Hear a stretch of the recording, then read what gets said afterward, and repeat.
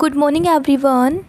Today we will discuss about a new chapter number 1. That is the tiny teacher. Tiny का meaning क्या होता है? छोटी सी. Teacher का मीनिंग तो आपको पता ही है. टीचर कौन होते हैं? जो कि हमें स्कूल में अच्छी अच्छी बातें सिखाते हैं, पढ़ना सिखाते हैं, लिखना सिखाते हैं, लोगों के साथ बिहेव करना सिखाते हैं, तो उसको टीचर कहा जाता है. आपको पता ही है. तो देखो बच्चों, इस चैप्टर का नेम क्या है? द टाइनी टीचर मीन्स कि छोटी सी टीचर. अब हम इस चैप्टर को रीड करते हैं और देखते हैं कि ये जो टाइनी टीचर है वो है कौन, और वो हमें मतलब क्या सिखा रही है कि इस चैप्टर का नेम ही क्या हो गया है? The tiny teacher. Okay, so now let's start our new chapter. Though so very small, the ant is unbelievably intelligent and hardworking. देखो जो एंट है वो मतलब भले ही बहुत स्मॉल होती है, हालांकि स्मॉल होती है, छोटी सी होती है, बट ना मतलब इस बात पे बिलीव करना थोड़ा मुश्किल है कि वो कितनी ज़्यादा इंटेलिजेंट होती है और कितनी ज़्यादा हार्ड वर्किंग होती है. Among the various kinds, the commonest ant is black और रेड. अब देखो आपको पता ही है कि जो एंट्स होती है वो भी कई प्रकार की होती है, बट उनमें से अगर हम कॉमन एंट की बात करते हैं, कॉमनेस्ट एंट कौन कौन सी होती है? ब्लैक और red.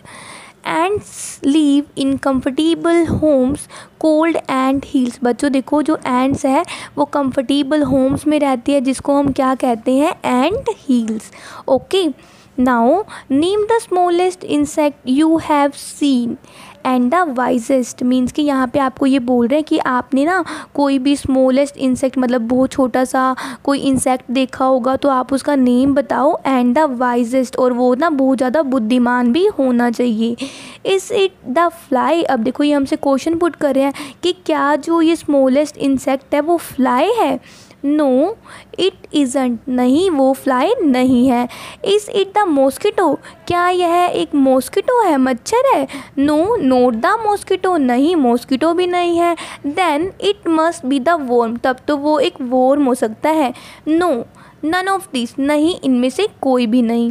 It is the ant. कौन है वो? स्मॉलेस्ट इंसेक्ट जो कि बहुत वाइज भी है, वाइजेस्ट है. वो कौन है? एंट है. The commonest, the smallest but the wisest insect. वो जो है मतलब बहुत ज़्यादा कॉमन है, बहुत ज़्यादा स्मॉल है, बट वो क्या है? बहुत ज़्यादा वाइज है. The story of an ant's life sounds almost untrue. अगर हम एंट्स की लाइफ की स्टोरी के बारे में अगर कोई बात करते हैं तो लोग जो है ना उसको बहुत ज़्यादा मतलब असत्य मानते हैं, उनको ना वो मतलब सच्ची कहानी नहीं लगती. But people have kept ants as pets and have watched their daily behaviour closely. अब देखो, but people have kept ants as pets. But फिर क्या हुआ? लोगों ने ना, जैसे कि हम पेट्स को पालते हैं, जैसे कि हम डॉग को पालते हैं, काऊ को पालते हैं, अपने घर में रखते हैं, तो ऐसे ही लोगों ने क्या किया? एंट्स को भी पालना स्टार्ट कर दिया था. And have watched their daily behaviour closely. और उन्होंने क्या किया? जो एंट्स का मतलब बिहेवियर है, मीन्स कि उसकी डेली रूटीन है, उसको बिल्कुल नज़दीकी से देखना शुरू कर दिया था. So we know a number of facts about this tiny, hardworking and intelligent creature. अब देखो तो हमें ना बहुत सारे तथ्य मिले, मतलब हम जो है बहुत सारे तथ्यों के को जानते हैं, जिसमें मतलब हमें ये बताते हैं कि जो this tiny hardworking and intelligent creature की जो एंड जो है वो टाइनी है, हार्डवर्किंग है एंड इंटेलिजेंट क्रिएचर है. क्योंकि मैंने अभी आपको बताया कि लोगों ने क्या किया था? एंड्स को ना पेट्स के रूप में पालना स्टार्ट कर दिया था. तो उन्हीं से ही हमें कुछ फैक्ट्स मिले, मतलब हमें उन फैक्ट्स के बारे में थोड़ी बहुत जानकारी मिली. अब जिसे हम जानते हैं तो वो हमें क्या बताते हैं कि जो ये एंट्स है वो टाइनी है, हार्डवर्किंग है और इंटेलिजेंट क्रीचर है.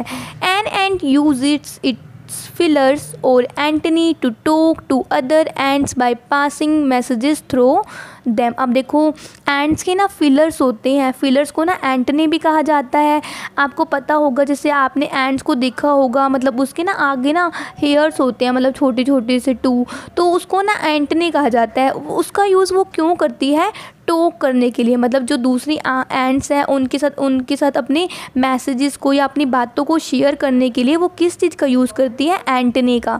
ठीक है, watch a row of ants moving up और डाउन द वॉल। आपने भी मतलब कभी देखा होगा वॉल पे एंड्स को मूविंग करते हुए, कभी वो ऊपर जा रही होती है, कभी वो नीचे आ रही होती है।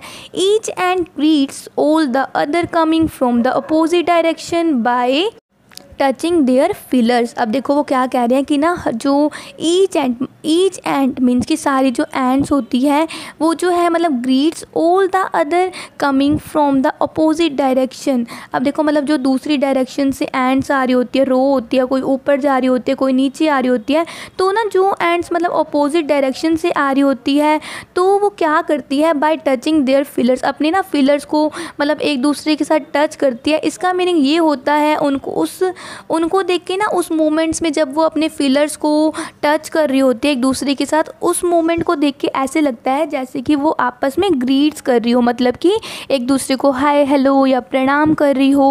Okay, there are many kinds of ants. जो एंड्स होती है वो भी कई प्रकार की होती है। The commonest among them are the black और रेड वेंस। अगर हम कॉमन एंड्स की बात करते हैं उनमें से, तो जो कॉमन एंड्स होती है वो कौन कौन से कलर की होती है, ब्लैक और red. We have seen them since we were children but have not paid enough attention to them। मतलब देखो ये क्या कहना चाह रहे हैं कि हम ना बचपन से ही, जब हम छोटे से बच्चे थे तब से ही हम एंड्स को देख रहे हैं, बट हमने कभी भी ना उनके ऊपर इतनी अटेंशन नहीं दी कि वो क्या करती है, कैसे करती है। हमने कभी भी मतलब उनके ऊपर इतना ध्यान नहीं दिया। वेयर डू दे लिव, कि वो कहाँ रहती हैं। In their comfortable homes called nests और एंड हिल्स। अब देखो वो हमें बता रहे हैं, पहले उन्होंने हमसे क्वेश्चन पुट किया है कि वेयर डू दे लिव, कि वो कहाँ रहती हैं। इन देयर कंफर्टेबल होम्स, वो जो है अपने कंफर्टेबल होम्स में रहती है, जिसको क्या कहा जाता है, नेस्ट्स और एंट हिल्स कहा जाता है। Okay, each has hundreds of little rooms and passages. अब देखो जहाँ पे वो रहती है एंट हिल्स में, तो वहाँ पे ना मतलब जो उनकी संख्या होती है वो हंड्रेड्स होती है, जिसमें वहाँ पे मतलब कि वहाँ पे लिटिल रूम्स होते हैं, मतलब छोटे छोटे रूम्स बने होते हैं, पैसेजेस बने होते हैं, रास्ते बने होते हैं। In some of these rooms the queen ant lays eggs. अब देखो वहाँ पे अभी मैंने बताया कि रूम्स होते हैं वहाँ पे मतलब हंड्रेड्स रूम्स होते हैं और बड़े सारे रास्ते भी होते हैं, बड़े सारे रूम्स भी होते हैं। In some of these rooms the queen ant lays egg. अब देखो उन कुछ रूम्स में जो क्वीन एंड होती है वो अंडे देती है। Others are nurseries for the young ones. और वहाँ पे मतलब नर्सरीज होती है छोटी छोटी एंड्स के लिए, जिसको क्या कहा जाता है, यंग वंस को क्या कहा जाता है, ग्रब्स। ठीक है, workers have their reserved quarters. अब देखो वहाँ पे जो वर्कर्स एंड्स होती हैं उनके जो क्वार्टर्स होते हैं वो रिजर्व्ड होते हैं। They spend most of their time searching for food. अपना वो मतलब ज़्यादा से ज़्यादा समय जो है वो फूड को सर्च करने में निकालती है, मतलब जो अपना जो टाइम है वो स्पेंड कैसे करती है, वो खाना ढूंढने में अपना टाइम स्पेंड कर देती है। Some rooms serve as store houses for this food. अब देखो वहाँ पे ना कुछ रूम्स होते हैं, वो किस लिए रूम्स होते हैं, मतलब ना वहाँ पे वो फूड को कलेक्ट करके रखते हैं, मतलब स्टोर हाउसेज होते हैं। Soldiers have separate barracks. वहाँ पे मतलब सोल्जर्स जो एंड्स होते हैं उनके अलग से बैरिक्स होते हैं। No worker has ever tried to live in a soldier's house. अब देखो वो क्या कह रहे हैं कि जो वर्कर्स एंड्स होते हैं वो कभी भी ना सोल्जर्स के हाउस में जाने के लिए ट्राई कभी भी नहीं करती। No soldier has ever gone out searching for food. अब देखो यहाँ पे ना सबकी अलग अलग ड्यूटीज़ होती है, जैसे कि मैंने अभी आपको बताया कि वर्कर्स एंड जो होते हैं वो अपना टाइम जो है वो कहाँ पे स्पेंड करती है, सर्चिंग फॉर फूड के लिए स्पेंड करती है। अब इन्होंने हमें दोबारा से ये बताया कि no soldier has ever gone out searching for food. जो सोल्जर्स एंड्स होती हैं वो कभी भी फूड सर्च करने नहीं जाती। नो वर्कर और सोल्जर और cleaner has even harmed a grub. अब देखो यहाँ पे उन्होंने क्या क्या बताया, नो वर्कर मतलब जो वर्कर एंड्स है, सोल्जर्स एंड्स है, क्लीनर एंड्स है, has ever harmed a grub. कभी भी मतलब जो यंग वंस, ग्रब का मीनिंग मैंने अभी आपको बताया क्या होता है, यंग वंस जो छोटी छोटी एंड्स होती हैं उनको कभी भी हार्म नहीं पहुंचाती।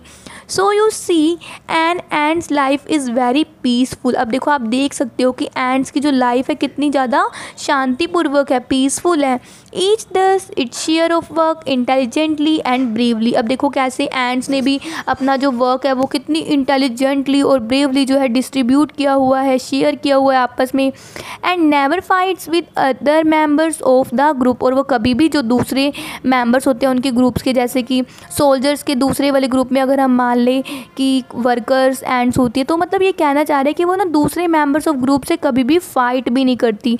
देखो बच्चे यहाँ तक हमें क्या समझ आया है कि एंड्स जो है वो कैसे कितनी इंटेलिजेंटली अपना वर्क करती है, सब ने कैसे अपना वर्क डिस्ट्रीब्यूट किया हुआ है, कितने पीसफुली वो अपनी लाइफ को स्पेंड करती है। So students, we will continue this chapter on tomorrow. Thank you and have a nice day.